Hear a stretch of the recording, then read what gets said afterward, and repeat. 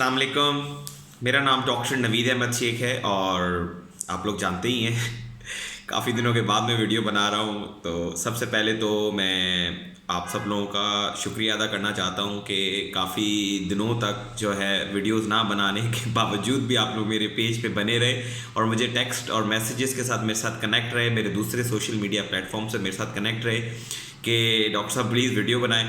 तो आज मैं बैठा हुआ था, ऐसे ही फारिग बैठा हुआ था, आज नाइट ड्यूटीज़ थी, तो मैंने कहा चलो यार आज बात कर सकते हैं। और एक टॉपिक भी मेरे जहन में आया था, एक मरीज़ ने मुझसे 2-3 चीज़ें पूछी थी, तो मैंने सोचा कि चलो क्यों ना मैं अपने जो है दोस्तों के साथ ये चीज़ें शेयर करूं। तो आज जिस टॉपिक पे हम बात करने जा रहे हैं वो इंतहाई अहम टॉपिक है। उस टॉपिक का नाम है कि क्या दिल की दवाइयों से या दिल की बीमारी से मुंसलिक मर्दाना कमज़ोरी हो सकती है या नहीं हो सकती है। तो मैं सबसे पहले तो ये वाज़िया तौर पे आपको बता दूं कि दिल की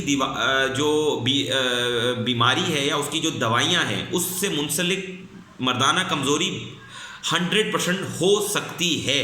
लेकिन क्या 100% मरीज़ों में होती है? नहीं, 100% मरीज़ों में नहीं होती। 5 या 6% मरीज़ों में हो सकती है, लेकिन हो सकती है।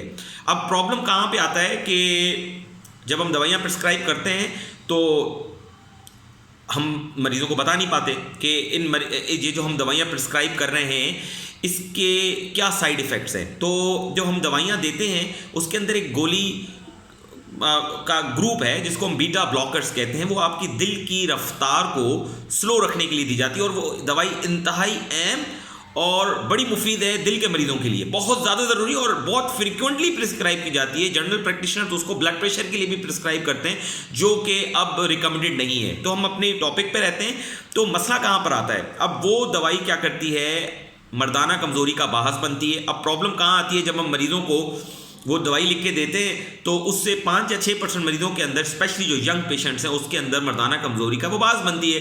अब प्रॉब्लम कहाँ आती है? वो बेचारा शर्म के मारे डॉक्टर से ये चीज़ वो नहीं करता, डिस्कस नहीं करता, क्योंकि उसको लगता है यार मुझे तो दिल की कमज़ोरी है और अब मैं इसकी कमज़ोरी लेके इससे बात करूँ तो डॉक्टर बोलेगा यार अजीब बनता है, इसको दिल का अटैक हुआ हुआ है और ये किसी और की बात करना चाह रहा है। तो इतना संजीदा मसला है, इतना इंपॉर्टेंट मसला है डिस्कस करना, इसलिए मैं अपने सुनने वालों को, अपने चाहने वालों को बताऊंगा कि खुदा न ख्वास्ता अगर आपको दिल की बीमारी है या आपके करीब किसी को भी दिल की बीमारी है, उससे इस तरह का प्रॉब्लम है, तो प्लीज़ उसे कहें कि अपने डॉक्टर से रुजू करें।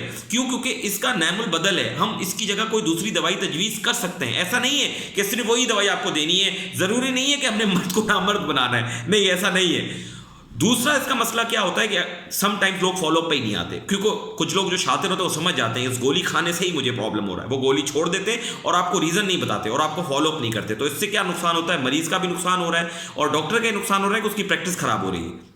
तो डॉक्टर को भी चाहिए कि अपने मरीज़ को ये बताए और मरीज़ को भी ये चाहिए कि अगर उसके साथ दवाई के रिलेटेड जो भी इश्यूज़ हैं वो उसको बताए जाएं। एक तो मसला आ गया दवाई से रिलेटेड कि उसको मर्दाना कमज़ोरी हो सकती है। दूसरा प्रॉब्लम कहाँ पे आता है? 23 से 25% लोग जो दिल के अटैक से गुजरते हैं वो बिल्कुल ठीक हो जाते हैं। एंजियोप्लास्टी के बाद वो बिल्कुल ठीक हो जाते हैं, उनकी एंजियोप्लास्टी कर दी जाती है, उनकी जो शरियान है वो खोल दी जाती है। उसके बावजूद वो एंजाइटी और डिप्रेशन का शिकार होते हैं। क्यों?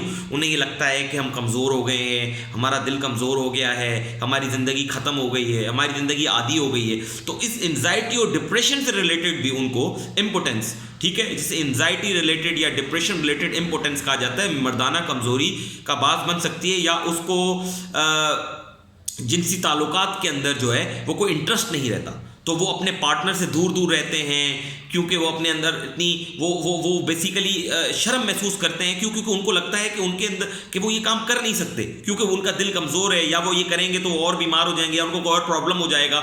तो इस वजह से भी ये इशू सामने आते हैं। तो इसमें क्या करना चाहिए? इसमें भी ये चीज़ भी आप अपने दिल के डॉक्टर से बिल्कुल डिस्कस कर सकते हैं। और मैं अपने कार्डियोलॉजिस्ट से या जनरल प्रैक्टिशनर जो इस तरह के मरीज़ों को डील कर रहे हैं, मैं उनको ये एडवाइस करूंगा कि प्लीज़ अपने मरीज़ों की कंप्लेंट्स को संजीदा होकर सुना करें, चाहे वो आपके प्रोफेशन से, आपके डिसिप्लिन से, आपके शोबे से ताल्लुक़ रखती हैं या नहीं रखती, लेकिन आप उन्हें एक राह दिखा सकते हैं, आप उन्हें एक रास्ता बता सकते हैं। तो वो हजरात जो खुदा न ख्वास्ता इस मसले से गुजर रहे हैं वो प्लीज़ रिजू करें अपने कार्डियोलॉजिस्ट को और वो अपनी दवाइयों का नेमल बदल लें और दवाइयाँ ना छोड़ें। दवाइयाँ बहुत ज़रूरी हैं। दिल के मरीज़ों के लिए दवाई ज़िंदगी है, आप ऐसे दवाई नहीं छोड़ सकते हैं। तीसरा मसला, तीसरी बात कहाँ पे, क्योंकि 10 से 15% लोग ऐसे होते हैं जो खुदा न ख्वास्ता मर्दाना कमज़ोरी की वजह से कुछ दवाइयाँ इस्तेमाल करते हैं जिनको इरेक्टाइल डिसफंक्शन जैसी बीमारियां होती हैं, जिनको प्रॉब्लम होता है अपने औज़ा के साथ, वो वायग्रा जैसी दवाइयां इस्तेमाल करते हैं। और उन वायग्रा जैसी दवाइयां अगर कुछ ऑलरेडी जो दिल के मरीज़ हैं वो इस्तेमाल करें तो उनको दिल का अटैक हो सकता है। वो जब उन गोलियां खाने के बाद जब उनको दिल का अटैक होता है तो वो फॉर एवर के लिए जिनसी ताल्लुकात से परहेज़ कर लेते हैं, जिनसी ताल्लुकात से दूर हो जाते हैं। तो उससे मसला कहाँ आता है, उसका मसला उनके पार्टनर्स के साथ आता है। तो वहाँ पे इश्यूज़ कहाँ बनते हैं कि वो उनके अंदर एक परफॉर्मेंस एंजाइटी और ये प्रॉब्लम्स हो जाते हैं। तो वो भी अपने ये प्रॉब्लम्स अपने कार्डियोलॉजिस्ट से प्लीज़ डिस्कस करें। और कार्डियोलॉजिस्ट को चाहिए कि अगर आपको ओवर्ट सिम्टम्स ऑफ डिप्रेशन और एंजाइटी नज़र आ रहे हैं तो हमारे बहुत सारे हजरात जो साइकियाट्रिस्ट हैं वो फारिग बैठे हुए अपनी क्लिनिक्स के अंदर, प्लीज़ अपने मरीजों को खुद ही एंटी डिप्रेसेंट्स की गोलियां एडवाइस करके घर मत भेज दें, उनके साइड इफ़ेक्ट्स हो सकते हैं। तो प्लीज़ आप उनको एक प्रॉपर साइकियाट्रिस्ट को रेफ़र करें ताकि वो एक दिल की बीमारी के साथ साथ जो उनके नफसियाती बीमारी का कोई इलाज है तो वो भी हो जाए। तो प्लीज़ जो मरीज़ सुन रहे हैं वो उसको इस तरह ना लें कि अगर आपको कोई नफसियाती डॉक्टर की तरफ भेजता है तो खुदा न ख्वास्ता आप नफसियाती मरीज़ हैं, बिल्कुल भी नहीं है। ये मसाइल एक आम इंसान के साथ होते हैं और ये बिल्कुल ठीक हो सकते हैं और ये 110% जो है इलाज है, ये ट्रीटेबल है।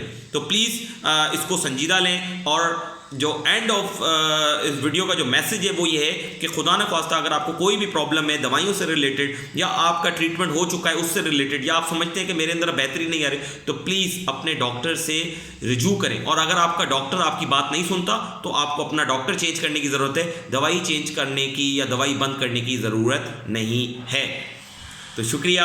और इसी तरीके से हम और आप आपस में बने रहेंगे और इंशाअल्लाह ताला मैं कोशिश करूंगा कि हर हफ्ते में कम से कम 1 या 2 वीडियो इसी तरह की कुछ अच्छी वीडियो और जो आपकी नॉलेज के लिए जो आपकी रोज़मर्रा की ज़िंदगी के लिए बहुत इंपॉर्टेंट हो हेल्थ से रिलेटेड वो हम बात करते रहें। और इंशाअल्लाह ताला हम इस तरीके से अब राब्ते में रहेंगे। और मैं जो ये लंबा रोज़ा और जो लंबी हम लोगों ने एक चुप रखी हुई थी वो मैंने तोड़ दी है और इंशाअल्लाह ताला हम इस तरीके से वीडियोज़ में आप एक दूसरे से राब्ते में रहेंगे। शुक्रिया बहुत बहुत वक्त देने का, बहुत बहुत प्यार देने का, अपने डॉक्टर नैस को और हमेशा याद रखने का।